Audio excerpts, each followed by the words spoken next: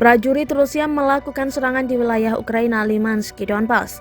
Dalam video yang diunggah ke Facebook Videon pada Rabu 4 Mei 2022, bersumber dari monitor prajurit Rusia nampak target langsung tepat sasaran, di mana kendaraan lapis baja Angkatan Bersenjata Ukraina di Donbas hancur seketika ketika dibombardir oleh api dari arah atas.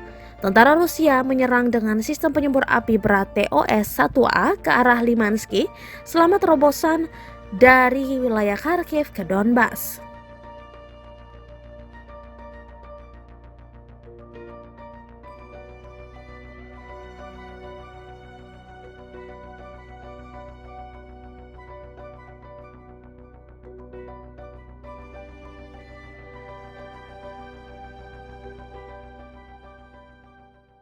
Terima kasih sudah nonton.